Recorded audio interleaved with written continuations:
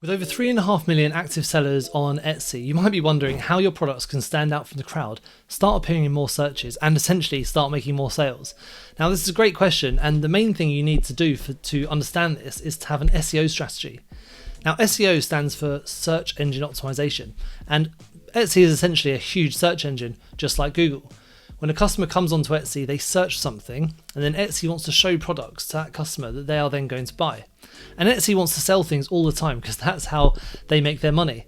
And there's no hidden tricks to this, and there's no secrets. Basically, you've got to have a great SEO strategy. And in this video, we're going to go through the step-by-step strategy for you to start appearing in more searches on Etsy. And we're going to go through some really good practical tips to help you start putting this into action and not just learning about the theory. Now, this is quite a long video, so if you want to come back to this later, subscribe to the channel now and bookmark this page, because then you can come back to it. In the comments, I've gone through every single stage we're going to go through in this video, so you can come back to it and just look at the parts that are relevant to you later. But I hope you find this video helpful, and let's get cracking.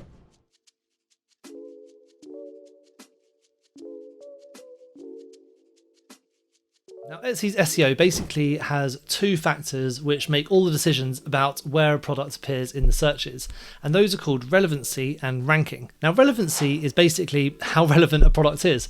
I know that might sound obvious, but Etsy always wants to show products to the customers that are relevant. If you think about Google, say you go onto Google and you search for how to look after brown Labradors, then you want to see articles come up which are relevant to that. So you might want to see articles from the Kennel Club showing you how to look after Labradors or what food to feed them. Etsy is exactly the same. Etsy is still a big search engine, but remember, the people who are on Etsy are all mostly customers, and they're going to be searching for things to buy. And Etsy is going to show those customers things they can buy so that Etsy can make their fee and start making money.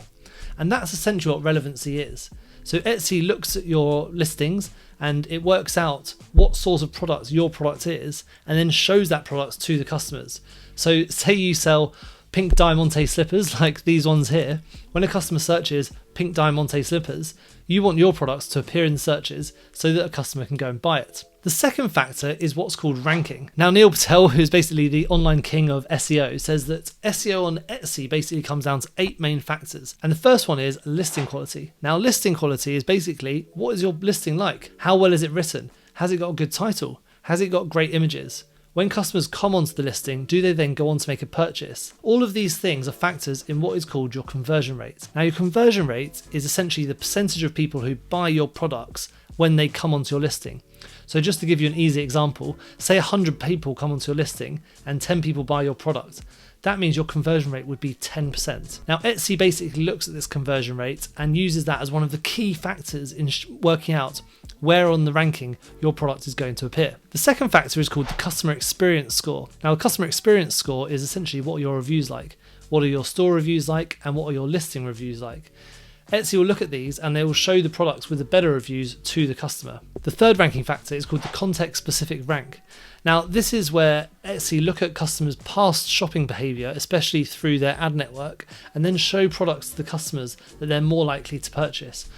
A really basic example of this is, say you have been buying a lot of jewellery in the past, and most of the jewellery you've been buying is gold. Etsy is more likely to show you gold jewellery than it is to show you silver jewellery, because they know that you're more likely to make a purchase. The fourth one is called the Relevancy Score. Now, we've kind of touched on this a little bit already, but the Relevancy Score is a score Etsy gives you based on what your title is, what your keywords are, what your back-end keywords are, what your tags are, what's in your description. Basically, the way you describe your listing, you're given a score, and then Etsy uses that information to show relevant products to the customer. Number 5 is the shipping price score. Now, Etsy uses this score to work out what your shipping price is, and they'll show the products to the customers that have the best shipping score. This could be a good reason for you to offer free shipping. I think it's always best to offer free shipping if you can. Number 6 is the recency score. Now, the recency score is when a product is first listed onto Etsy, Etsy gives it a little bit of a bump in the ranking so that they can see where it's going to appear in the searches. This is what's called the recency score, and Etsy do this just so they can see whether a product is going to be successful or not. It's one of the reasons why you should be refreshing your listings quite often. Number 7 is the translations and listing language score. This is what language are your listings in. If you can, you should have your listings in the language of where you're planning to sell the products. If you can't do that, Etsy can actually do the translations for you. We're not going to go into that in too much detail in this video because this is already going to be quite a long video, but it's worth having a look at translations for your listings to see if you can start making sales in other countries if that's what you want to be doing with your business. And the last one is the shopper's habit score. This is quite similar to the CSR score we talked about before, but basically Etsy looks at customers' past behavior on the site and uses that to determine whether your listing is going to appear in the rankings or not. Now Etsy gets all of these factors and then it puts them in order, and then when a customer searches for something, you will appear in the rankings, like literally like what number you are in the rankings based on which product Etsy thinks you're most likely to buy. Now, no offense to Neil Patel, but this is all a bit of a mouthful, and it is worth knowing what scores Etsy uses as a factor to decide your ranking. But that's not very practical advice. Like, what are you meant to do with that information? So in the next part of this video, we're going to be going through all of the practical things you can do to improve your score. Now, whilst you might never know what your score is, you'll start seeing your ranking improve if you put some of these things into place. So firstly, let's start with your listing. Now, you might think it's a bit weird that we're starting with your listing when we're talking about SEO. You think SEO is all about points and all about algorithms in the background, but most of it is actually quite practical. And listings are the main thing that you can do to improve what your products appear in the ranking and how they look to the customer. And it's super important that you do this. And the first thing you can edit is your title. Now, as you can see here, the title is one of the first things that a customer sees when they're looking at your listing.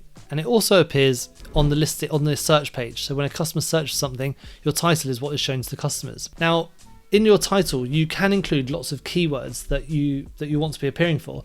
So for example here, this person has put in here green leaves macrame. So that could be a keyword. Someone might search green leaves macrame, and that means that they could appear when someone searches for that. Again, they've got another keyword here, monstera wall art. That could be another keyword they want to appear for, or large leaf macrame wall art. All of these things are keywords that customers might search for, and this seller wants to appear in the searches for that so that he can then sell his products. Now, one thing with your title is you don't need to keep repeating words over and over again, and you also don't need to repeat the words that are going into your tags. So if we look at this, just for example, this guy's put green leaves macrame, and then he's also put large leaf macrame, macrame wall art, macrame leaf painting. Like, he's written macrame loads and loads of times. It's not necessary for you to keep repeating the word macrame there. You know, Etsy gets the picture. This is a piece of macrame art, but you don't need to keep saying this in order to appear in the searches. You can just say it once, and then you can use that space for other keywords that you might want to put into your listing. Now, the next part you can look at is your tags.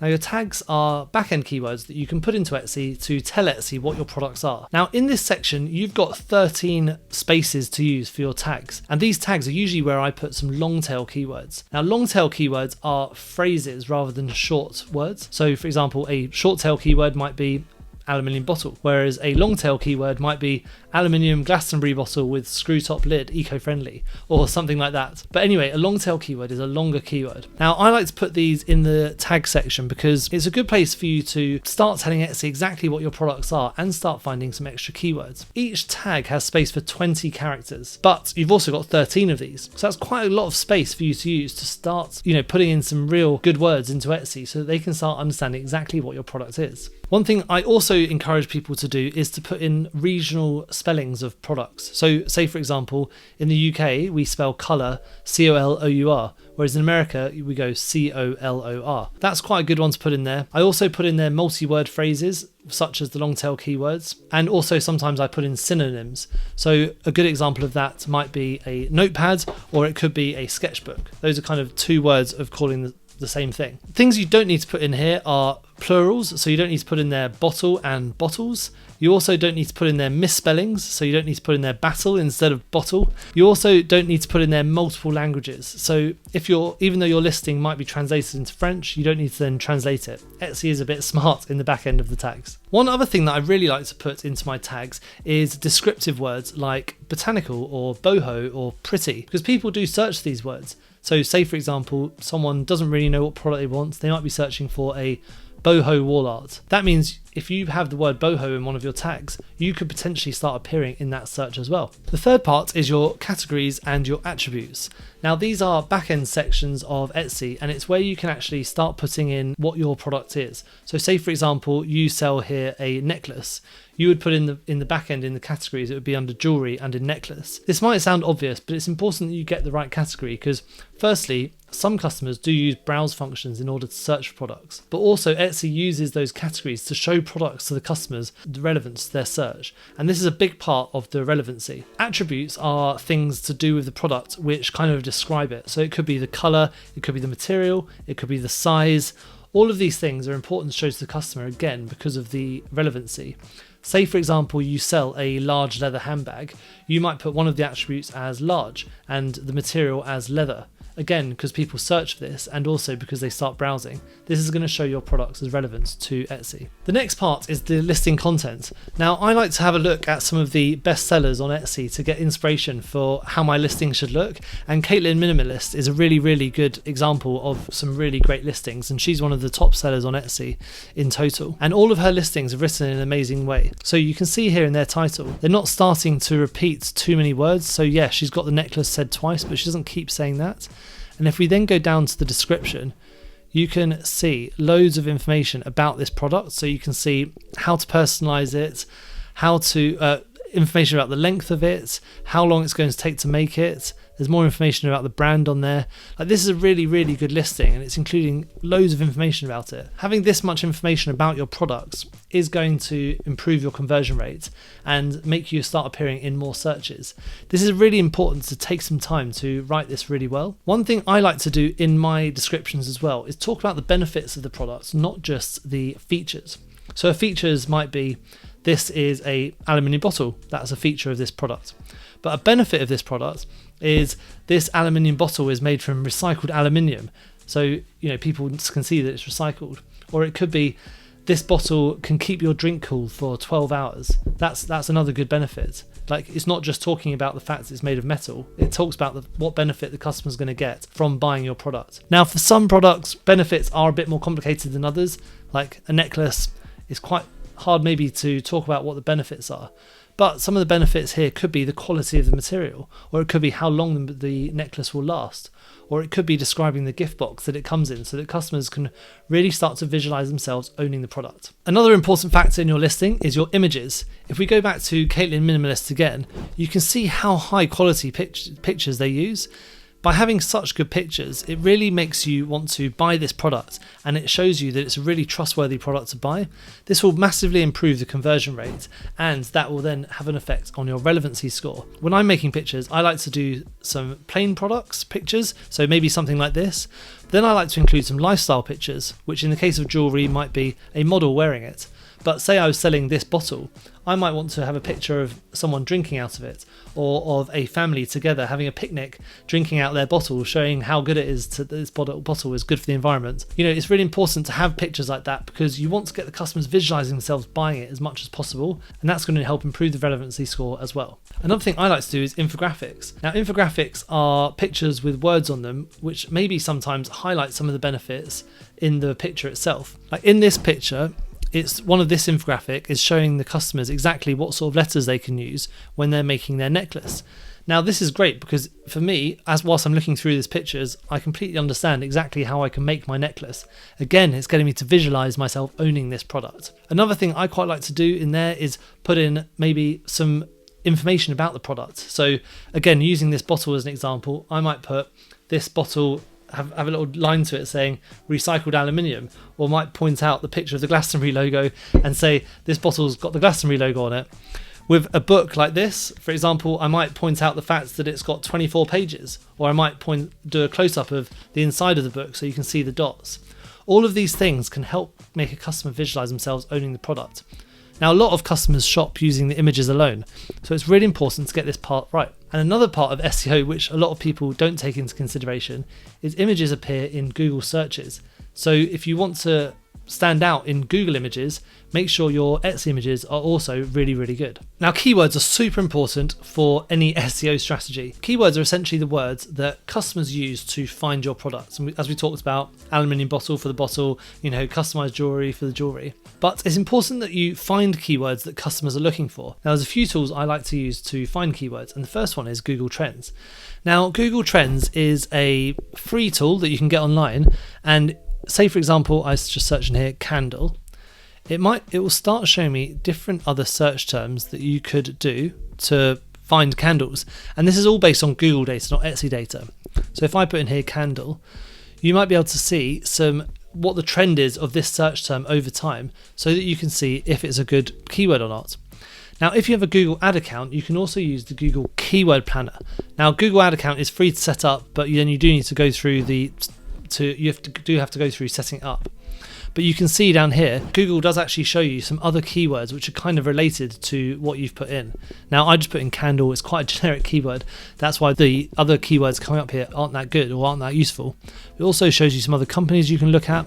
This is great for sort of getting product ideas. But there are also some tools that you can use which are specifically for Etsy. And the main ones I use are eRank and Marmalade. Now, eRank is my favourite. I think Marmalade is good, but it is not as good as eRank in my opinion.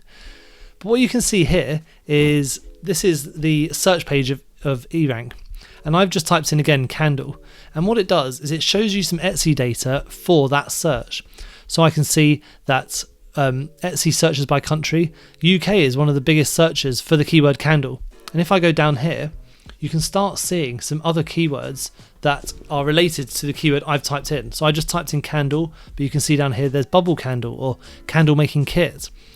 Have a look through this to work out which one is going to be the best keywords for you to put in your listing. And there's some really interesting information you can see on here, such as how many searches there are per month, how many clicks there are per month, and you can see what the competition's like. So you can see, like, for the keyword candle, the competition is massive, but for the keyword bubble candle, the competition is a lot lower.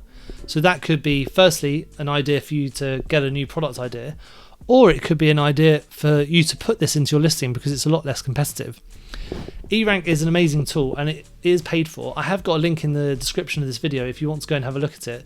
It's not very expensive, but it will give you loads more keywords that you can get from just using like free tools such as Google Keyword Planner. Now, there's two types of keywords. There's long tail keywords and short tail keywords. And we've been through the short tail keywords just now, but the long tail keywords are ones which are slightly longer, which is hence the name. And also they're kind of like phrases. This is a really good description of what the different sort of keywords are. Now, for example, we've got here 3 different sections in what's called the search demand curve. Now, the search demand curve shows you the amount of searches per month based on how many keywords there are for that search. So if we look here, we have what's called the fat head. Now, this would be for really big searches. Like the example here they've given is Amazon, Fox News or Netflix. Now on Etsy, those could be keywords such as candle or macrame or knitting. Now then you've got a bit called the chunky middle, and this is when the keywords are slightly getting longer, but the competition, as you can see, is much less. Now the examples they've given here are Amazon help phone number or Fox News rating decline or Netflix student discounts. Now, the examples I gave before, that could be lavender candle, or it could be knitting patterns, or it could be macrame leaf. Those 3 could be the chunky middle. Now, the long tail is where you've actually got lots and lots of searches, but they're more like phrase searches. But what's good about these sort of searches is they're much more specific. Now, if you think candle, that's not a very specific search term. Lavender candle that's not that specific of a search term. But lavender and rose quartz crystal candle for healing your chakras, that's a really specific keyword. And if you sell that product, that you want to appear on the first page for that search. So it's important that you understand these long tail keywords and then get them into your listing so that you can start appearing in these searches. Ways I like to think of long tail keywords, apart from using things like eRank, are to add extra words to the keyword I've been using. A good example of this could be occasions. So say for example you're selling a candle, you could put a candle for a bachelorette party. Another one could be the style. So could it be a Art Deco glass candle, for example, rather than just a candle? And the last one could be a solution. So it could be a candle for removing pet odor. Have a think about these things when you're creating your long tail keywords and working out exactly where you want your product to appear in the searches. Because the more specific you can get with these keywords, the more likely a customer is going to click on your product and then start buying it. Another great thing that can help your SEO is to have a really good store name. Now, if we have a look at Caitlin Minimalist again, now their store is really lovely. They've got really great pictures on here and really good descriptions. It tells exactly how you can place your order, exactly what sort of products they have. It's all really well organized. This is all going to help with your relevancy score. But what is a really good thing to do is to make sure your name itself is also good for your type of store. Now, Caitlin Minimalist isn't an amazing name for this. They do sell minimalist jewelry, so that is really good. But it doesn't say that it's jewelry in there. But if we have a look at the example that we looked at before, the store name for this one is Lemon Leaf Macrame. Now, you know exactly what this product is and what these guys sell. So if you're a macrame maker, or if you're looking to buy some macrame, this is exactly what you're going to click on, because it's called Lemon Leaf Macrame. And they've also got a really nice store page that shows you exactly the sort of products they make. Now, a little tip for helping you to jump up the rankings a little bit is to keep updating your listings. Now, this isn't really an long-term Etsy SEO solution. You're not going to keep updating your listings all the time, but you can, if once you make a change to your listing, Etsy gives you a little bit of a boost in the rankings to see how that change has affected your relevancy score. So you should, especially at the beginning, just keep updating your listings, like add new listings all the time. Make sure you're updating the text in your listings to improve upon it, and then you should see you'll get a little bump in the rankings. Another thing you can do is to start doing some off-site SEO. Now, off-site SEO is when you start using tools outside of Etsy in order to send traffic to your Etsy store. Now, I do this all the time with my Etsy store and on my Amazon Handmade store, and that could be through things like doing guest posts on other people's blogs or writing blogs yourself. Because when customers go onto these blogs and then go onto Etsy, Etsy loves that. Etsy loves it when you send them outside traffic, because that shows that your product is popular not just on Etsy, but they're getting kind of free customers, which they haven't had to advertise to get. So it's a really good thing to do to start building an off-site SEO strategy. This is a bit more of a complex thing to do, but a few things that I do are building my blog. So I've built my blog which showcases all my products, and I get customers coming to my blog and then buying products either from Etsy or from my own store. This is a great way to do it because it builds Etsy's confidence in me, and it also starts building my own profile on my store page. Now, what I also have on there is a mailing list, and so when customers come to my page, they sign up for my mailing list, and then I can send them emails about my sort of products. And sometimes I send them to Etsy as well, because even though I'll be paying Etsy a fee, it means that Etsy is getting my outside traffic, and then they'll start boosting my products up the ranking. This is a really good thing to do because, whilst you are paying the fee, Etsy is going to have way more customers than you will ever get. So it's important that you are having good sales on Etsy as well as on your own site. Another great option is social media. I love posting social media posts, especially on Instagram, and even more especially, should I say, on Pinterest. Now, both of these sites have a lot of people looking for products to buy. And if you can start creating really nice images of your lovely products, then people are going to want to click on them and they're going to want to buy them. And this is a great way to just get some more free traffic going to your site.